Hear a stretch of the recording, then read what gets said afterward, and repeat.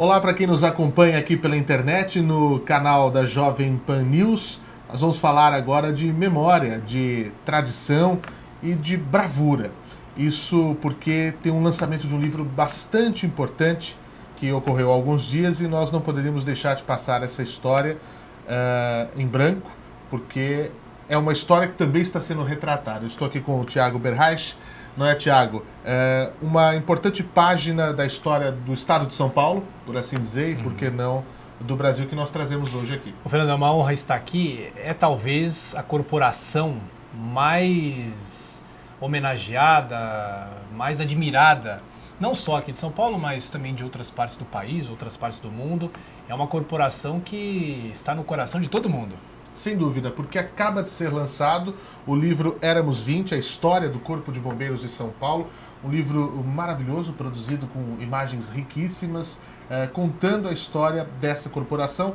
A autoria da Tânia Galuzzi, que está aqui conosco, e também recebemos com muito orgulho o Coronel Rogério Bernardes Duarte, que também vai fazer esse bate-papo aqui para explicar a história desse livro e um pouco da história da bravura desses homens. E tem um detalhe muito especial, homens e mulheres, né? Claro.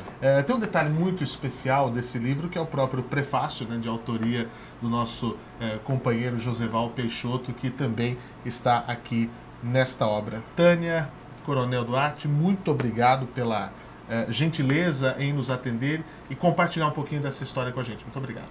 Eu que agradeço estar aqui. Para mim é uma coisa muito importante. A Rádio Jovem Pan faz parte da minha vida, então eu estou muito feliz de estar aqui. Agradeço muito o convite de vocês. E esse livro ele começou a ser pensado em 2015, nas primeiras reuniões que nós tivemos na Fundabom, que é a Fundação de Apoio ao Corpo de Bombeiros de São Paulo. Inicialmente seria um livro sobre a entrada das mulheres na corporação. Depois nós passamos para a ideia de falar sobre a história do Corpo de Bombeiros de São Paulo. Esse foi um ano inteiro de trabalho, nós tivemos as primeiras reuniões objetivamente no início desse ano.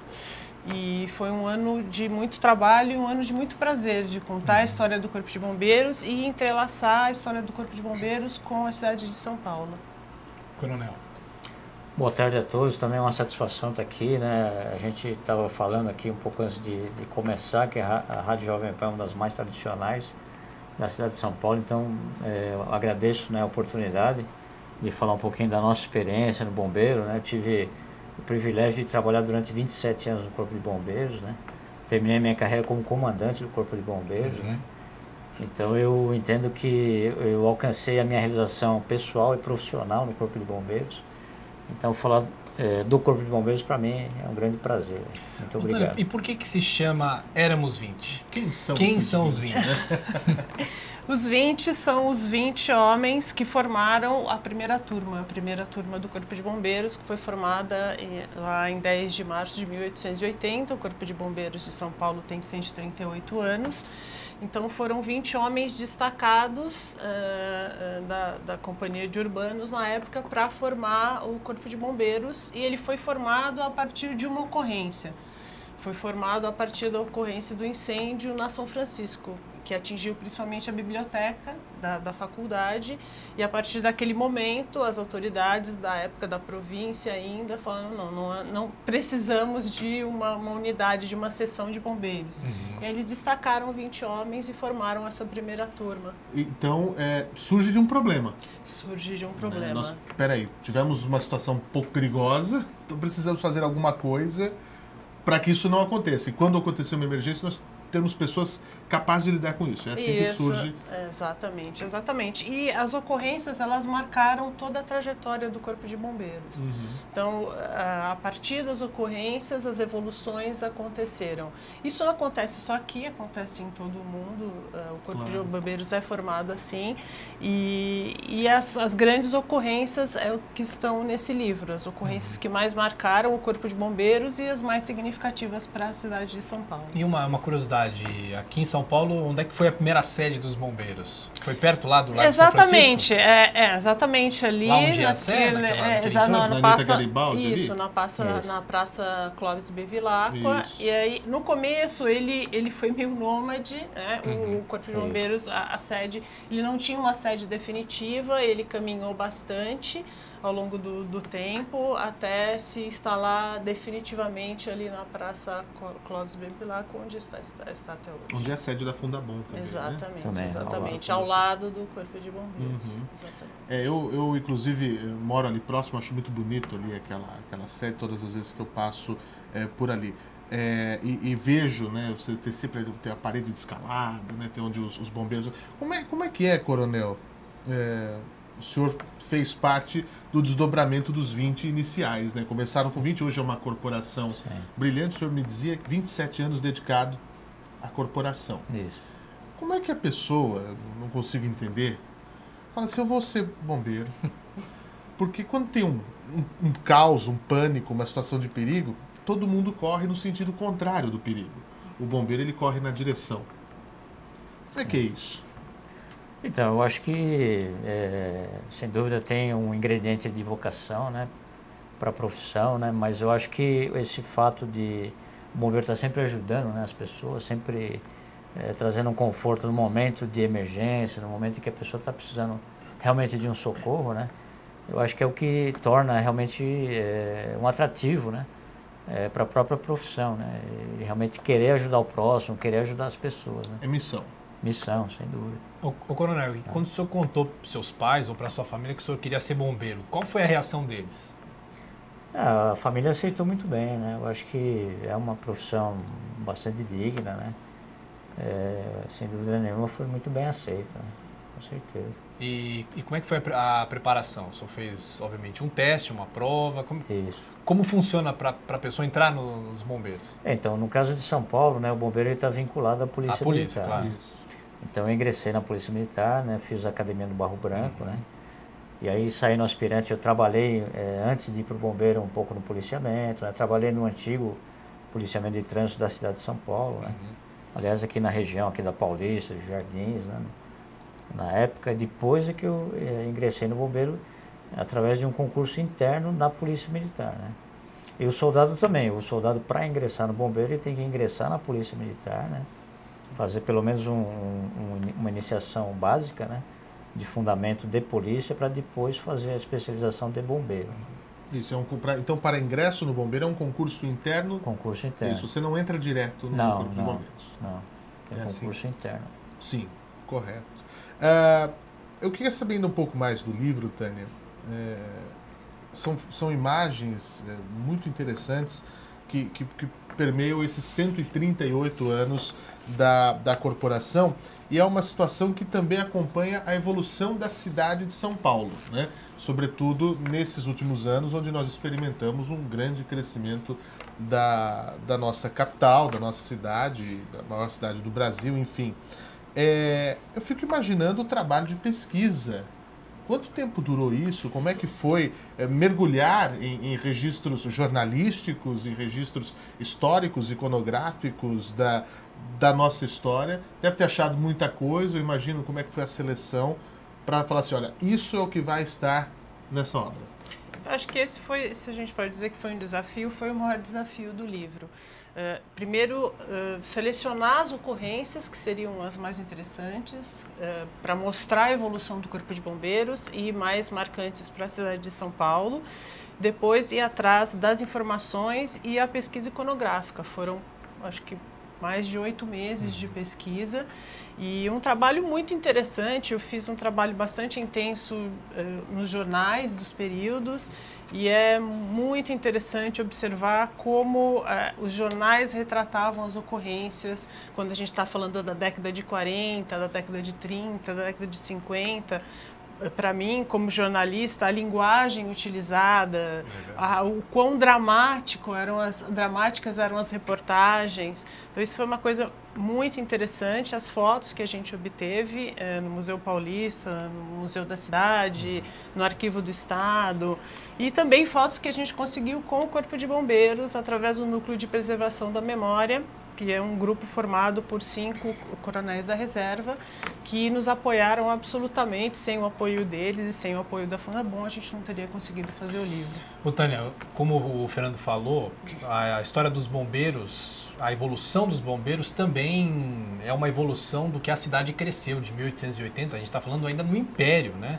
Porque a República é de 1889. É verdade. E de lá para cá, você pode citar algumas datas ou datas marcantes? A gente falava de 1924, que é a Revolução Esquecida, Sim, a própria 32. Revolução de 32, que a cidade de São Paulo teve problemas com incêndios e tudo mais. Seriam as datas principais, talvez, dos bombeiros? São os grandes acontecimentos? Sim, a gente não dá para a gente esquecer de Andraus e Joelma, não tem como Já até separei aqui, né? falar deles. E eu acho que sim, eu desconhecia a participação do Corpo de Bombeiros na Revolução de 24, de 32, foi bastante marcante. E a gente tem outros incêndios, o incêndio do Cine Oberdan, ainda na década de 30, onde morreram 31 pessoas, sendo 30 crianças. Na verdade, o incêndio não ocorreu, né, foi um alarme falso e as crianças, infelizmente, faleceram. Por causa do pânico. Por causa do pânico, exatamente. Houve um grito de fogo e as pessoas saíram correndo. Era um cinema enorme naquela época, para 1.600 pessoas. E 30 crianças e adolescentes morreram e um adulto. A gente tem o Andraus e Joelma, que não dá para não falar deles. E a gente tem os mais recentes também. A gente tem aqui na Paulista, os incêndios na Paulista. Eu lembro muito do na incêndio década da de 80, da CESP, exatamente. Faz 30 anos, esse acho que foi 87, 88. Isso, exatamente. E que o prédio teve que ser implodido depois, né? Foi implodido. Ali na altura do Center 3. É isso aí, o prédio em cima do Center 3, né? A gente tem o Grande Avenida antes. E é interessante ver o quão a arquitetura da cidade influencia nas ocorrências. Então, isso é uma coisa que está contada no livro também. Então, os problemas de falta de escada de incêndio, né, você não ter a segurança, a iluminação correta. Então, todos esses problemas e como isso foi encarado pelo Corpo de Bombeiros e toda a luta do Corpo de Bombeiros para a mudança da legislação, para que tornando, né, o combate, a prevenção ao incêndio algo mais seguro e mais eficaz. Ia perguntar até isso também para o coronel, passando, né, ao longo do tempo, como a gente nota a evolução. Mais uma vez, a necessidade faz com que a gente veja essas questões de segurança, as questões de acessibilidade. Nós temos as imagens aí que a gente separou do Joelma. Foram 2 anos que separaram, né? Andraus e Joelma. 74, né? Primeiro o Andraus e o Joelma em 1974, que foi um curto, né, no ar-condicionado, no caso do Joelma, que acabou dando toda essa... No 12º andar, que acabou dando toda essa situação. Para quem nos acompanha aí pela internet, tem as imagens do trabalho do Corpo de Bombeiros. Peço até a ajuda do Tiago nesse momento, Tiago, que é um grande historiador do rádio também, que a Jovem Pan teve um papel importantíssimo, né? A Jovem Pan sempre teve essa característica, né, de prestação de serviços, e a cobertura do incêndio do Joelma, depois eu queria até que vocês falassem que o Joelma foi muito maior do que o próprio Andraus em 72. Sim. E a cobertura de um dia inteiro que a Jovem Pan fez no Joelma, muita gente escutando a rádio, ouvindo o nome de pessoas que tinham se salvado, os mantimentos que as pessoas pediam, leite, por exemplo, para que as pessoas que foram intoxicadas pudessem tomar o leite. E a Jovem Pan nesse dia conseguiu autorização para não exibir a Voz do Brasil. E foi uma cobertura de dia inteiro, e isso marcou muito a história da própria Jovem Pan em 1974. É isso, né, Tânia? Sim, foi uma cobertura, foi fantástico. E esse incêndio, ele foi... O Andraus, o número de mortos foi muito menor, foram 17, o Joelma muito mais.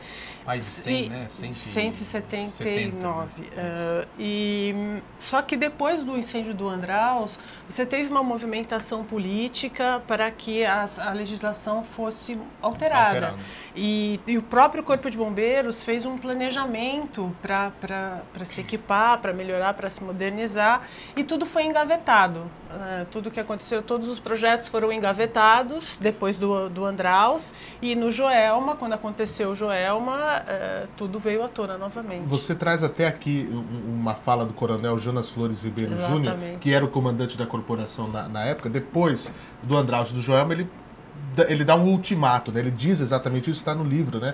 Agora eu tenho que falar, não dá mais. Um mês depois do Andraus, ninguém mais se preocupou com o problema dos incêndios. E hoje acontece isso, ele dizendo isso na ocasião do Joelma. Os bombeiros estão preparados, mas apenas dentro dos meios com que podem contar. Coronel, então, essa evolução na questão da fiscalização, da segurança, fala, poxa, mas como é chato, nós temos que pensar em alvarás, Tem que ter isso, né? Porque senão o trabalho do bombeiro não vai ter a eficácia, né? Porque mais do que combater é prevenir, né? Sem dúvida. O bombeiro começou a exigir, né, a questão de hidrantes e extintores nos edifícios a partir de 1960. Né? Uhum. E, sem dúvida nenhuma, esses incêndios da década de 70, né, em especial o Andraus e o Joelma, que trouxeram toda uma reformulação na legislação, né? Em virtude desses grandes incêndios, né, que causou realmente grande comoção, né, foram grandes tragédias, né, houve uma evolução na parte da legislação, né. Então hoje a gente já tem muito mais medidas de segurança contra incêndio que são exigidas, né, em função da altura do prédio, em função da área, né, em função da ocupação, portas contra fogo, em função do isso, risco, né? exato, né. Então hoje a gente chega até a exigir questão de materiais de acabamento, né, coisa que não se exigia há alguns anos, né, a questão do chuveiro automático, né, que na década de 70 nem se falava, né, em chuveiro automático, né. Então houve uma grande evolução, né, no sentido de exigir, né, mais medidas de proteção contra incêndio, né, e no sentido de realmente buscar uma cultura de prevenção, né, porque realmente a gente vê que quando há falha na prevenção, né, acaba surgindo um princípio de incêndio que acaba se transformando num grande incêndio, né? E aí, em decorrência disso, todo um prejuízo em termos de vítima, em termos de danos materiais, né? Uhum.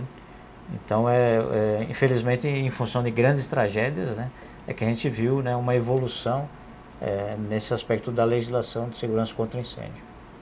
E coronel, eu vou puxar até para um outro ponto mais recente que nós temos aqui da nossa história. Esse eu já participando, inclusive, na reportagem aqui na Jovem Pan, que foi o incêndio do Largo do Paissandu. Nós também temos as imagens da internet. Aliás, o Fernando foi praticamente o primeiro a chegar naquela madrugada. A chegar na madrugada. Esse é o momento em que uma internauta ela flagra o momento em que o prédio desaba, né? Eu cheguei exatamente nesse momento, a nuvem de poeira, é impossível esquecer. É impossível, certamente uma das coberturas que mais me marcou como profissional. Aqui nós estamos falando de edificações, né, mas nós temos também, por exemplo, o acidente da TAM em 2007. Esse é o que me marcou em 2007, justamente por isso que eu faço essa menção. Você esteve lá, não é, Tiago? E o trabalho dos bombeiros também. Sim. Porque a gente chega num momento como esse, o prédio cai. Ninguém está esperando. Né? Você não está ali, olha gente, vamos lá, a gente tem 15 minutos para limpar a área, para sair quem tem que sair, porque vai cair. A gente espera que não vai cair. O próprio World Trade Center nos Estados Unidos foi um prédio construído para nunca cair. Né? E de fato, quantos profissionais, bombeiros e policiais não morreram ali, além das próprias vítimas que estavam nos aviões e no próprio edifício. É uma situação de risco o tempo todo. O que passa? Eu, como repórter ali, parecia que me dava um branco mental, vendo aquela situação, vendo o caos, porque acionam a gente, olha, vamos ver, parece que, é sempre assim, parece que tem um incêndio.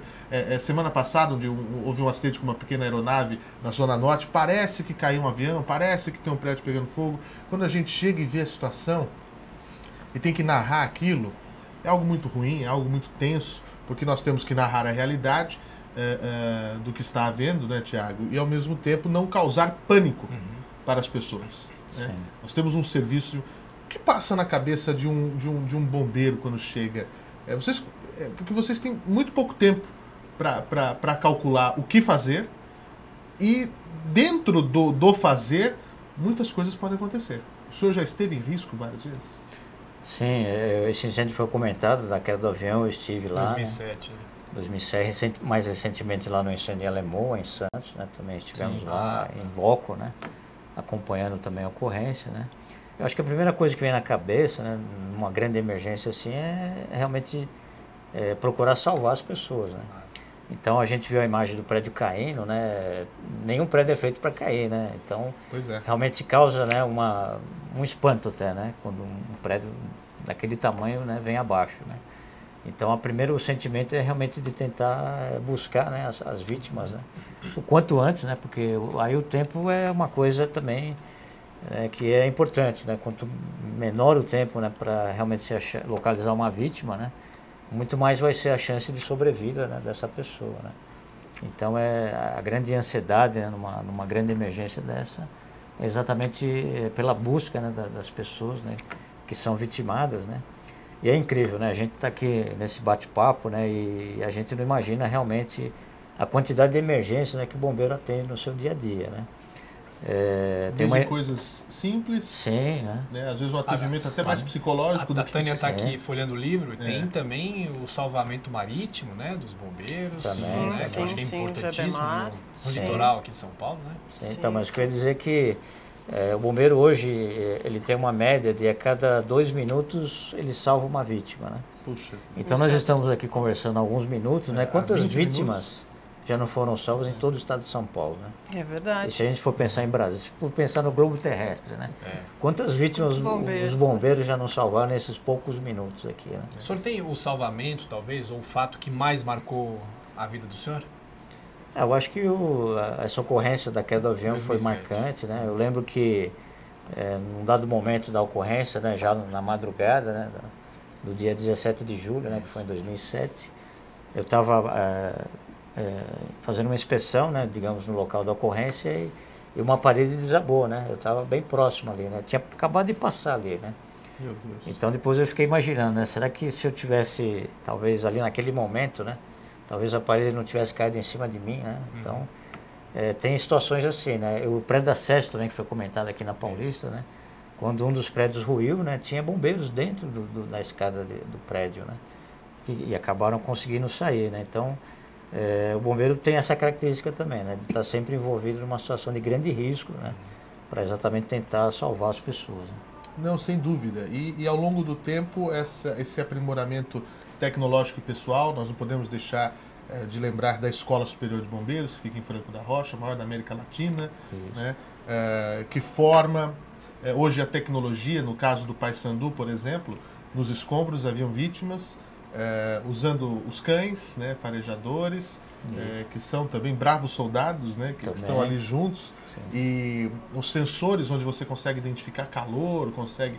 Então, é uma evolução que é incrível. Eu estava vendo aqui na questão da Alemoa, que o senhor esteve lá, né? Foi em 2015, né, em Santos. O livro, o título, justamente fala sobre os 20. Só nesse incêndio da Alemoa foram 966 bombeiros, né? Só em uma única ocorrência. Então, a evolução, eu acho que esse é um grande exemplo, né? Quando a gente pega grandes eventos, o Largo do Paissandu recentemente, tal, a queda da aeronave da TAM em Congonhas, você vê, né, como que hoje, para uma ocorrência, às vezes, de acidente de trânsito, vão 20 bombeiros. Sim. Né, para uma ocorrência simples, já são os 20 iniciais, já estavam ali. todo o efetivo da corporação, às vezes, é num acidente de trânsito. Né? Inclusive, a Tânia está aqui com alguns números, se você puder passar para a gente. E eu já te pergunto, você tem alguma história que você garimpou que mais te chamou a atenção? Olha, o que mais me chamou a atenção foi o Sino Berdan. O Sino Berdan porque que é um caso em que não teve fogo, né? Não foi um incêndio, foi um falso alarme de incêndio, uma pessoa gritou fogo e as pessoas entraram em desespero e você não tinha uma saída, a escada era muito estreita, a sessão estava lotada, 1.600 pessoas e pelo fato de terem morrido 30 crianças e um adulto. Então isso para mim é bem marcante. E esses números, e a Alemoa também foi a primeira matéria que eu fiz sobre o Corpo de Bombeiros. E você estava comentando o número de pessoas, foram 9 dias. É a segunda maior ocorrência num parque de tanques de combustível no mundo. Pois é, o negócio não acaba, né? 9 dias de ocorrência. Tem que queimar, o combustível tem que queimar, né? Não tem como apagar o que está ali. Você tem que controlar, né, coronel? Porque não tem como extinguir isso. Sim. havia uma grande chance de ser, talvez, Dele se espalhar. uma das maiores catástrofes do mundo, Pois né? é. Porque no entorno tinham vários outros tanques com outros materiais perigosos. Exatamente, exatamente. Então, pensou-se até em fazer, né, o abandono de toda a comunidade, né, da circunvizinhança, né, da ocorrência. Então, realmente foi uma ocorrência bastante delicada do ponto de vista do risco, né? E sem nenhuma vítima.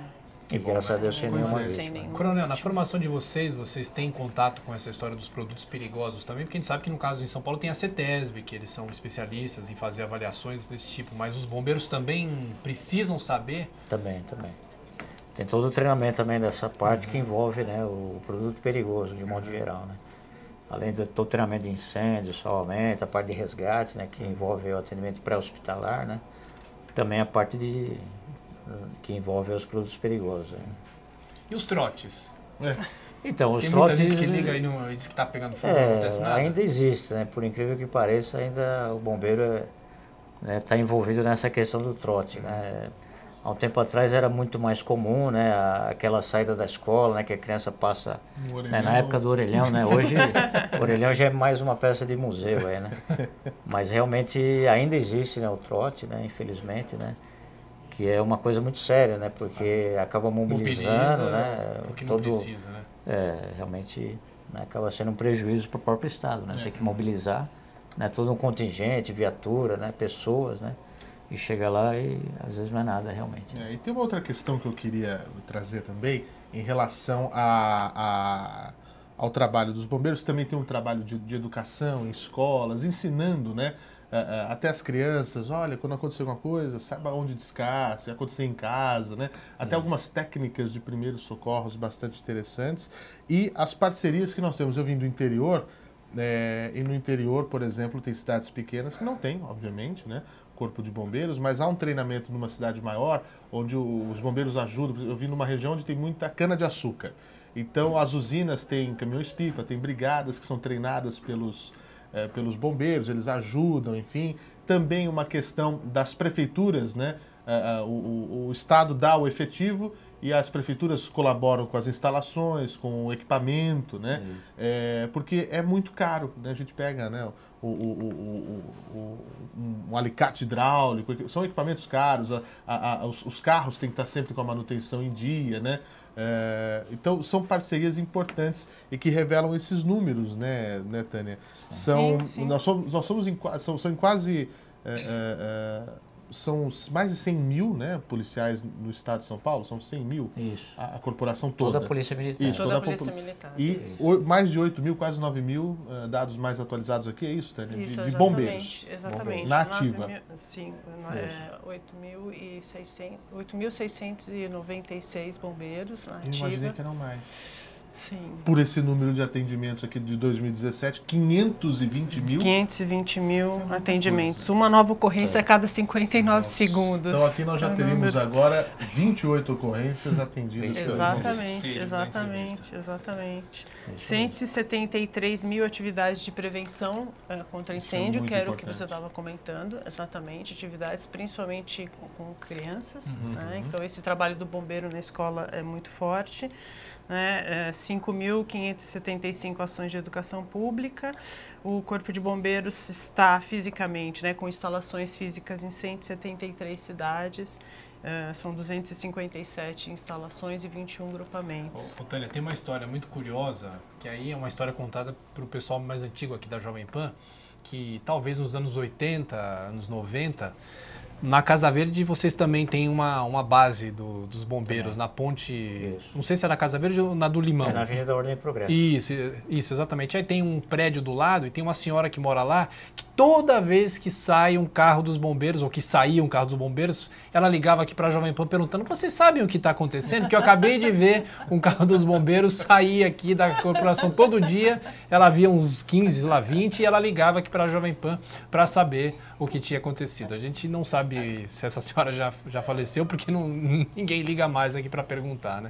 Mas quando passa um carro dos bombeiros, a gente que é jornalista, a gente fala: ixi, Maria, tá indo para não sei onde, aconteceu alguma coisa, né? É verdade. Chama muitíssima atenção. Sempre surge a curiosidade. A curiosidade, Agora, o Fernando ele comentou a questão da parceria, né? E agora nós já estamos entrando na questão da Operação Verão, né, no litoral. Sim, Pois que é é. importante. E a gente tem uma parceria importante com as prefeituras do litoral, que elas ajudam a contratar guardas-vidas temporários, né, para trabalhar durante esse período de verão, para reforçar o efetivo do próprio Estado, dentro do Corpo de Bombeiros. Né? Então o Estado também contrata guardas-vidas temporários para trabalhar durante a Operação Verão. E as prefeituras do litoral também ajudam, né, nesse trabalho, porque o guarda-vidas na praia, ele faz um trabalho essencial, né, de chamar a atenção da pessoa quando vê que a pessoa, né, está abusando um pouquinho, né, entrando no mar, né, e então ele apita, né, ele faz com que a pessoa, né, venha mais para a beirada da praia, né. É um trabalho importantíssimo, né, a gente não consegue calcular, né, quantas pessoas, né, essa ação, né, do guarda-vida consegue, digamos, evitar, né. Mas com certeza, né, é uma ação que evita várias mortes, né, em função de algum abuso, né, nas praias do litoral, né. E para quem quer conhecer um pouco mais da história dos bombeiros, além desse livro, que foi, depois até a Tânia vai explicar, Lei Rouanet, né, que não pode ser não pode ser comercializado, comercializado, é um livro que tem que ser distribuído para garantir o acesso, e é uma história que merece ter esse acesso garantido. Eu sei que ele tem uma distribuição em alguns locais estratégicos, né, bibliotecas, enfim. Merece muito, não sei se vai haver uma versão digital disso para as pessoas. Vai haver uma versão digital e uma versão em braille também. Ah, que Em legal. braille, que incrível. Em braille, que está sendo finalizada. Que não é fácil ser feito, é caro o processo, inclusive. Mas para quem também quiser conhecer, está aqui no livro registrado, e eu passava ali em frente várias vezes. Para quem é de São Paulo, mais fácil, mas para quem estiver de passagem por São Paulo, tem o Centro da Memória, né, do Corpo de Bombeiros, ali na Vila Mariana, bem perto do metrô, Isso que é também ótimo. tem coisas maravilhosas. Né? Tem um Muito pedaço. curiosas. Ainda ali é um posto em funcionamento, né? Sim, sim. Sim. Conjugado ao lado exatamente. do posto. Então você pode ver hoje toda a evolução, toda a tecnologia dos bombeiros de hoje, mas também toda a história que está retratada aqui em equipamentos, né, em fotografias também. Esse centro é maravilhoso, fica aqui na Vila Mariana. Vale a pena também conferir, né, para ver esse resgate. E eu acredito, Tânia, o Coronel Rogério, 51º comandante, aprendi já aqui no livro, né? O senhor foi o 51º comandante dos bombeiros, está aqui, ó.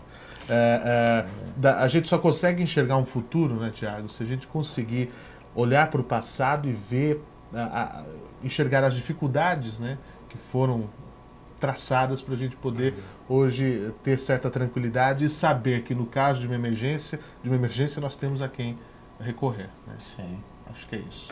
E a gente vê, né, o crescimento da cidade, né? E o bombeiro, ele trouxe ao longo da sua história também algumas coisas que foram inovadoras, né? Então, por exemplo, para vencer o trânsito da cidade, né? Como é que o bombeiro faz para chegar mais rápido, né? Foi feita a implantação das motos, né? Para chegar mais rápido até a vítima, ou para, digamos, chegar antes da viatura depois maior, né? O caminhão que vai chegar depois, né? Então foi uma inovação. Os próprios cães, né, que o Fernando comentou aqui, foi uma inovação, né, que aconteceu à época, né? E até hoje ajudam, né, a procurar vítimas, né, em grandes ocorrências, né? Naquela grande ocorrência do metrô, né, foi um fato marcante. Em 2007 também, né? O uso dos cães, né, na linha amarela, quando estava sendo construída lá a estação em Pinheiros, né? Então o bombeiro também trouxe muita inovação, né, ao longo da sua história aí, que é interessante. A gente viu as imagens, né? Estava acompanhando aqui, que passou aí do Joelma, né, em 74. E naquela época, né, o bombeiro ele não tinha a mesma preocupação que tem hoje, por exemplo, com a sua proteção respiratória, né, que é fundamental, né, até para a sua proteção, né, em termos de rigidez física, né. Então, esse bombeiro hoje, né, não tem uma preocupação com isso, né, acaba tendo baixas, né, no seu efetivo em função. O bombeiro vira uma vítima. De um problema respiratório, acaba virando uma vítima. Futuramente vai desenvolver alguma outra. Também. Sim, então teve toda uma evolução em termos de equipamento individual, em termos de proteção respiratória, em termos de equipamento, de viatura, né? Então é interessante também verificar, né, ao longo de toda essa história de quase 140 anos de existência, né, toda essa evolução que aconteceu também. E que vem os próximos 140, isso aí. né? Sem dúvida. Que lembrem, né, da evolução, que se dobrar, né, daqui a 140 anos serão praticamente 18 mil homens, né, a gente vai aumentando a nossa projeção. E que alguém conte essa história, né, Tânia? Tô sim. Lá na frente de novo. Atualize, né? Atualize essa história, que é uma história muito bonita de ser contada. A cidade de São Paulo e o Corpo de Bombeiros. E o interesse das pessoas é muito grande para essa história e agora ela está aqui. Eu acredito que nós temos que contar as boas histórias, as histórias daqueles que são verdadeiramente heróis, né? Que muitas vezes nem sabemos o nome, mas é uma pessoa que salva a nossa vida e que salva a vida de alguém que a gente ama, alguém próximo, e geralmente é sempre um desconhecido, né, Coronel? O senhor ficou amigo de Sim. alguém que o senhor salvou? Não, eu pessoalmente não, mas a gente tem convivência de alguns casos, né? Pessoas que visitam os quartéis, né?